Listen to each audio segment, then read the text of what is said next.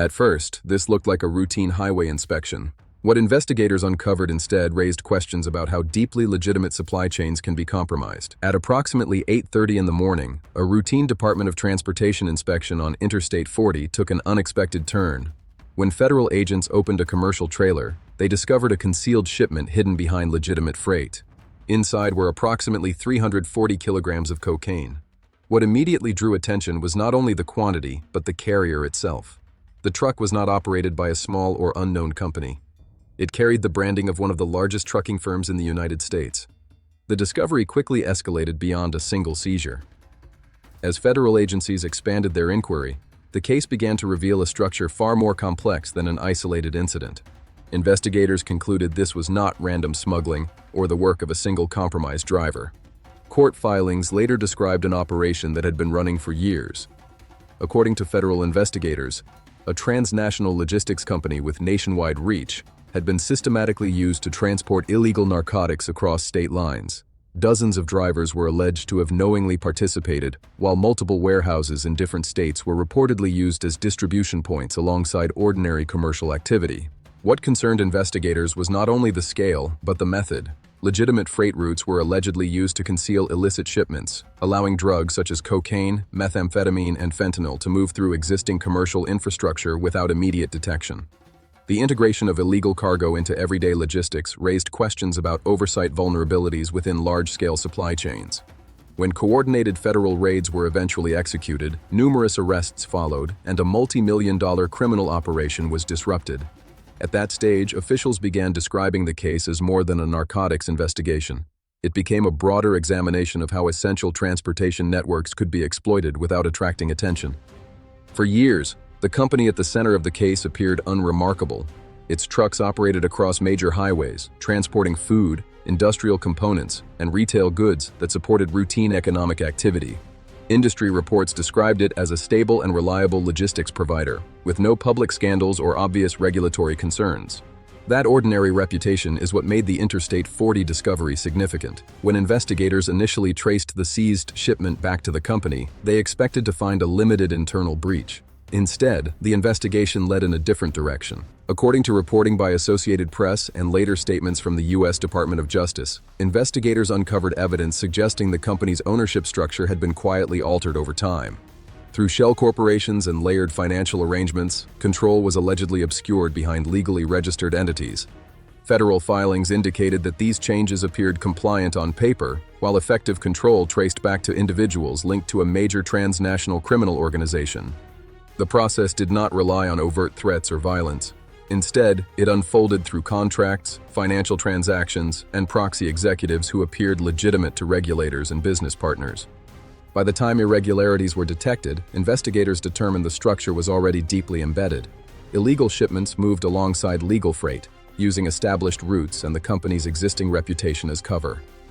Warehouses handling consumer goods during normal operations were allegedly repurposed at other times, allowing illicit activity to blend into high-volume logistics flows. As later reporting by Reuters noted, federal officials began framing the case as a supply chain security issue rather than a conventional drug trafficking operation.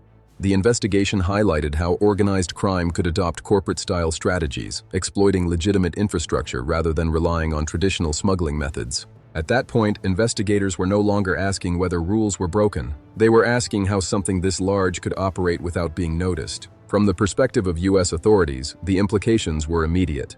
If a major national carrier could be compromised at this level, the same vulnerability could exist elsewhere.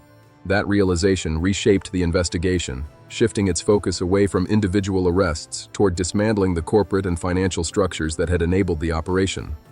The case was no longer about drivers or narcotics alone.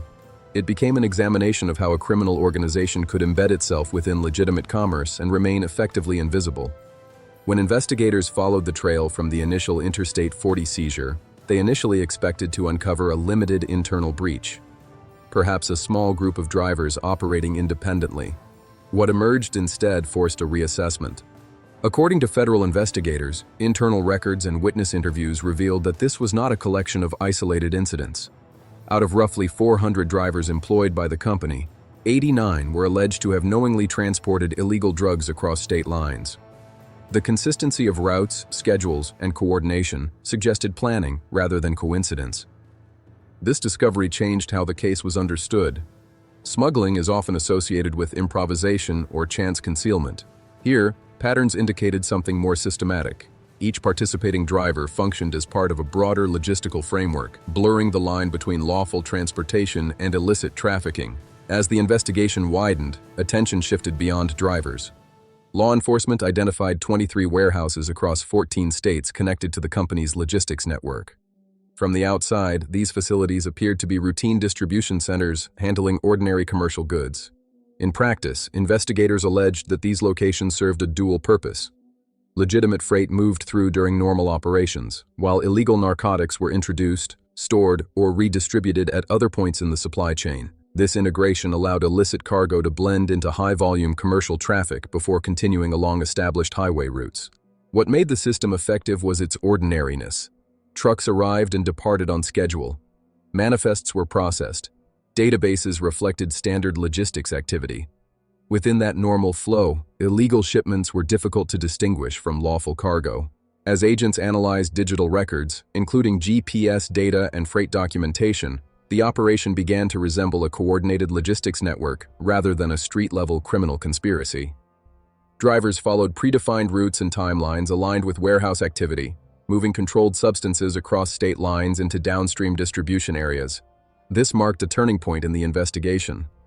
Federal authorities began treating the case as a broader security concern rather than a conventional drug trafficking matter. The objective expanded from intercepting shipments to understanding how a major transportation company could function as a delivery mechanism for organized crime. The scale of infiltration challenged assumptions about modern smuggling. Nearly 1 in 4 drivers was alleged to have participated knowingly, while dozens of logistical facilities were implicated in facilitating distribution. This was not opportunistic crime. It was a system operating inside established infrastructure. Investigators concluded that the operation relied on silence rather than force. There were no high-speed chases or violent confrontations. According to reporting by Associated Press and later confirmed in federal court filings, narcotics entered the United States through commercial routes in El Paso, Texas, embedded within standard freight shipments. To custom systems and logistics databases, these shipments appeared routine. They were processed alongside thousands of others.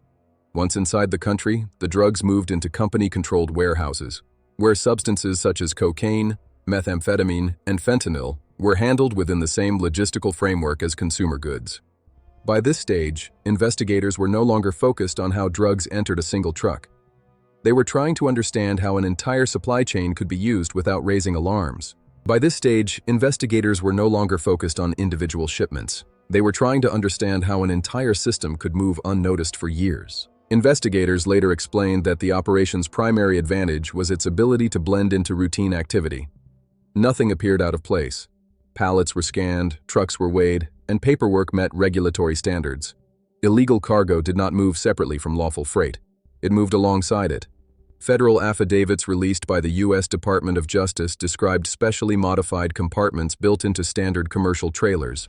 These compartments were reinforced, sealed, and positioned in areas unlikely to be inspected unless authorities already knew where to look. In multiple cases cited by prosecutors, shipments passed through checkpoints without triggering suspicion because trailers met all safety and weight requirements. From the point of entry, distribution routes extended across the country. Trucks moved toward major logistics hubs such as Atlanta, Chicago, and Philadelphia. These locations were selected for access to interstate highways, rail infrastructure, and large population centers. Court records showed that once shipments reached these hubs, they were broken down and redistributed into surrounding regions, often within hours. What appeared to be individual long-haul deliveries functioned as components of a nationwide distribution network. At this stage, investigators stopped thinking in terms of isolated seizures and began analyzing patterns. According to a Department of Justice press release from July 2025, analysts mapped route schedules, delivery intervals, and load weights across the network. When trucks followed identical paths at consistent times, those movements became noticeable. When the same warehouses appeared repeatedly at critical junctions, they drew increased scrutiny. Gradually, investigators assembled a second map beneath the visible one, revealing how the system operated. The focus of the investigation shifted. Authorities were no longer reacting to individual acts of smuggling. They were tracking an operation that planned weeks and months in advance. Freight schedules were synchronized, drivers rotated to reduce visibility, and shipment volumes were calibrated to avoid thresholds that might prompt deeper inspection, as later described in reporting by the Associated Press. Investigators noted that the level of coordination resembled large-scale logistical planning rather than conventional criminal activity. The network relied on redundancy and predictability. If one route slowed, another compensated. If one driver became unavailable, another filled the role. No single shipment was critical. The system itself was the priority. By mid-investigation, authorities concluded that intercepting individual loads would not disrupt the operation. The objective became understanding and exposing the structure that allowed it to function. Every GPS signal, delivery timestamp, and freight manifest was treated as intelligence. At that point, the strategy shifted again. Investigators recognized that acting too quickly could alert those controlling the network. According to reporting by the Reuters and confirmed in court filings, federal agencies deliberately slowed the pace of enforcement. The operation was allowed to continue under surveillance while investigators gathered evidence over an extended period. This phase of the case was built on observation rather than confrontation. Subpoenas were issued for corporate records, shipping logs, and ownership documents. Analysts compared reported operations with real-world movement. GPS data was layered over months to identify patterns invisible in isolation. As the data accumulated, investigators introduced human intelligence. Undercover operatives observed routines from within the logistics environment, posing as contractors, drivers, or service providers. Their role was not to initiate action, but to confirm what the data suggested. Wiretaps were authorized only after investigators demonstrated clear connections between drivers, warehouse managers, and off-the-books financial activity, as later reported by Reuters. Monitoring was tightly controlled, with officials noting that a single breach could compromise years of work. By the time court documents were unsealed in mid-2025, investigators had assembled a detailed operational picture. Routes, personnel assignments, warehouse functions, and payment flows followed consistent patterns. Financial transfers moved through intermediary entities before cycling back into logistics operations, reinforcing the system that kept the network running. By this stage, investigators believed their early suspicions had been confirmed. The network was structured to sustain itself over time, not merely to move illegal goods. Managing the investigation required constant restraint. Any unrelated arrest elsewhere in the country risked alerting individuals connected to the case. Routine inspections posed similar risks, potentially exposing ongoing surveillance.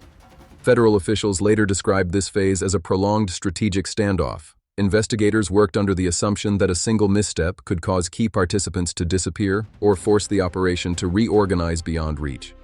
According to a Department of Justice press release issued after the case became public, by early 2025, authorities had assembled enough evidence to link drivers, warehouses, financial intermediaries, and senior organizers into a single coordinated structure. At that point, the remaining question was timing. Investigators concluded that making arrests incrementally would fragment the operation without dismantling it. The only viable approach was to act simultaneously.